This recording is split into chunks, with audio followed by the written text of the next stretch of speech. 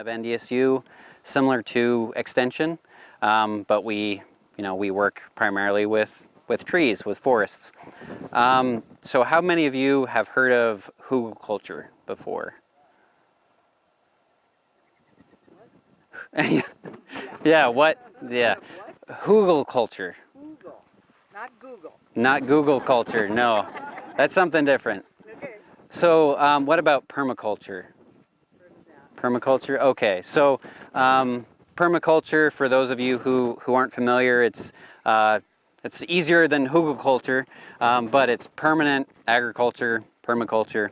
So there's a number of of different principles, and it's kind of a mix of philosophy as well as practical agricultural production. But I mean, just permaculture could be, or is, weeks-long courses. But hugelkultur is a growing practice that's common in permaculture growing systems. What it stands for is mound culture or hill culture. It's a German word, Hugelkultur. And the idea is that you use some source of carbon.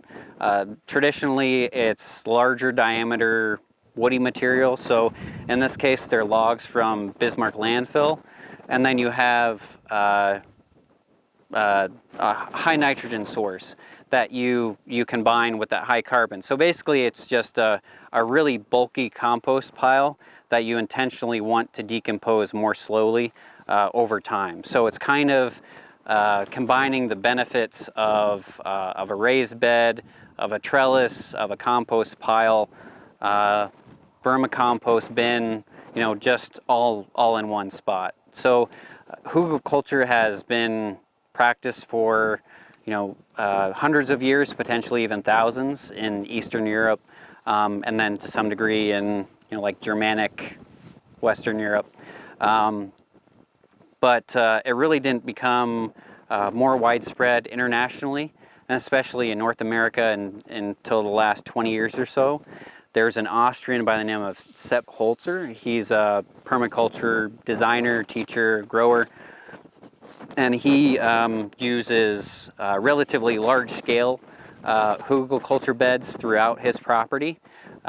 He does that as growing media, but also to somewhat terrace his property, just because it's built literally on a mountainside. So by building these beds, he's able to make better use of the space, as well as actually make use of the water that falls on that slope, instead of potentially it becoming a problem through flooding or erosion of the mountainside.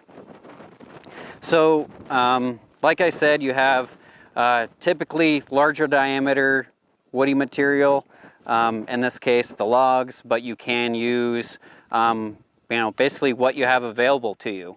That's the idea of permaculture too. Ideally, we would not have paid someone to truck these logs in. They would have come from a windbreak or a native stand or something like that. Otherwise, we would have used something that was available on the farm. So it could have been smaller diameter woody material, could have been straw, hay, whatever you have, you can make it work. You just don't want to actively mix the nitrogen and carbon materials like you want to in a compost pile, because that increases the heat to the point where plants don't grow, and it also burns through the pile more quickly. And so you actually want it to decompose more slowly, much more slowly than a compost pile. So you have woody logs on the bottom. In this case, we just kind of built a short pyramid about 2-3 feet high out of those logs in different tiers, offset, and then we put some smaller diameter branches in there. We piled wood chips on top, and then we did a couple layers of alfalfa, which had caught fire, and so the producer wanted to get rid of them, so he brought the bales here, and they're at the end of these wood chips here. and then some of the compost that's just from the farm's normal stock of compost. So occasionally, depending upon the soil type and what you have available to you, people dig out a trench and then set the logs in the trench. That, gives you basically more logs in that area to store water and to be decomposed. And then it gives you, hopefully, that better topsoil that then you can put on the bed itself. So in this case, for the sake of time and minimizing soil disturbance, we didn't dig the trench out. We just piled it, and that's not a shortcut by any means. In this case, it's probably what would be best. We don't want to incorporate any of the seed bank from this on the garden bed. So a few people have asked, what the purpose of the logs on here are, and it depends on how you want to use the bed. If you just want to transplant into it, so if you do starts before the frost is over, then you can transplant in between these logs, and they more or less just function as really bulky mulch and a way to hold the finer material in place. But you could still seed directly into this if you wanted to. You'd cover the whole thing with compost, well-cured compost, not active compost, and or topsoil. And then you would likely want to mulch it lightly with something, whether it's straw, more wood chips, or even alfalfa flakes. And then you just seed directly into it along there. What I like about the transplants is that it's able to get the use of the benefits of the hugelkultur bed much more quickly than if you direct seed it. If you're trying to do basically a cover crop or something like that, which you can still do on the hugelkultur bed, then it's not as much of an issue. But with the transplants, you might just need to water them a few times to get them established. And then if it were hopefully a typical year where it actually rains during the growing season, the logs would be saturated. And then once the mycorrhizal fungi and the roots actually get down to the water storing carbon material, then you often don't even need to water it. So there are a lot of people who just kind of treat the hugelkultur bed as a no-till, no water bed that they just, they grow some transplants, some starts, and then they, pop them in there, water them for a few days, and then they're good to go. So it kind of depends on, what your climate is, what material you have available to you, and what crops you want to manage most intensively for. So you can orient this east-west or north-south, depending upon all those factors. So for a bed that's running north-south, I'll say it more slowly, basically what you're doing is creating partial shade for both sides of the bed if it's running north-south. So where if you're growing a crop on open ground, open horizontal ground, it would get full sun throughout the entire day. Whereas with this, you're shading with the bed itself, so it gets about 2/3 of the sun that it would otherwise get. Because once it crosses the ridge of the bed, it starts to shade the bottom of the pile on the adjacent side. But if you were growing something like melons or squash or something that loves sun but wants a lot of water, then what you could do is orient this east-west instead, so that you have one side of the bed that's fully exposed to the sun all day long. And so then it would get that full sun exposure to increase your yield, but then it would have the woody material to to be available to it for that water storage. And then on the north side, you could put other crops that, based on your area or what you want to grow, might benefit from a little more shade or indirect light as opposed to direct light.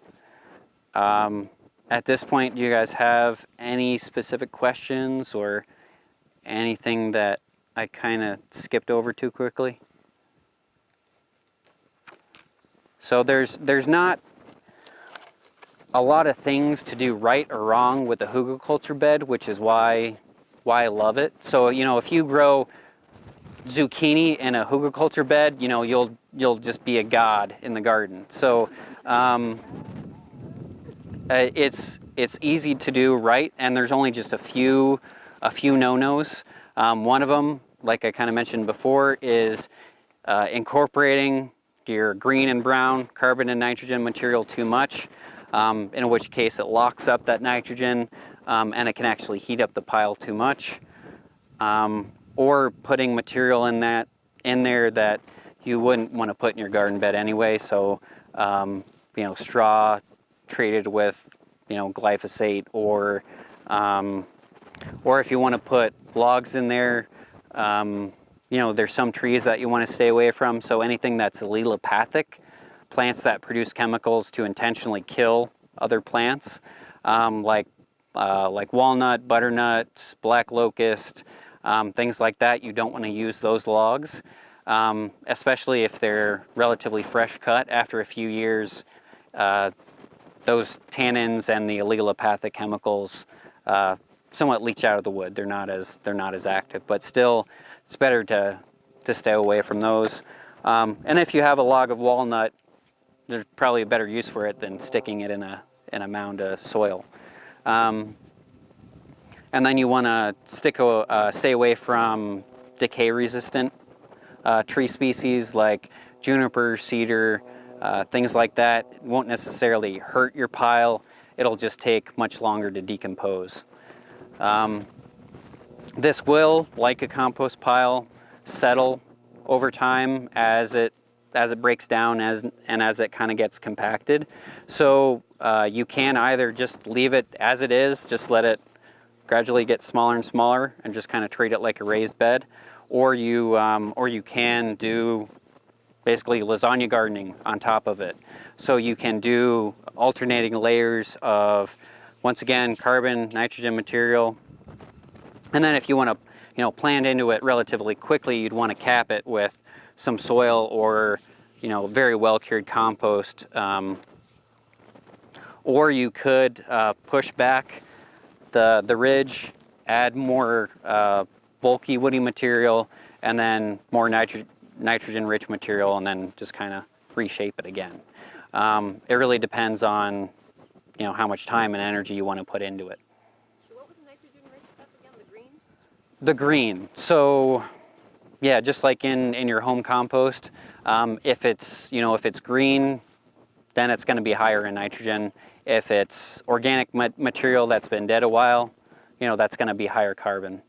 But there are some material that's naturally higher in nitrogen. So leguminous things, clover, alfalfa, they're excellent for the piles. Just because nitrogen is usually the most limiting nutrient that plants need. And then with the coarse woody material, it sucks up a lot of nitrogen over time. Once again, you're not losing it. It just locks it up for a period of time before it's available again.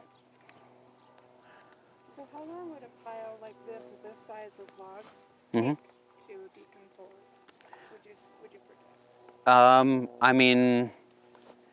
If you were occasionally adding to it and stuff, 20 years. It really depends on your climate. In the Pacific Northwest, after 5 years, it might be more or less gone. You could tell that something was there, but its function as a hugelkultur bed is done. But the benefit is that even after that time, you just have this incredibly rich growing media for your plants. So the best way to improve any soil, with very, very few exceptions, is by adding organic matter. And that's exactly what you're doing here.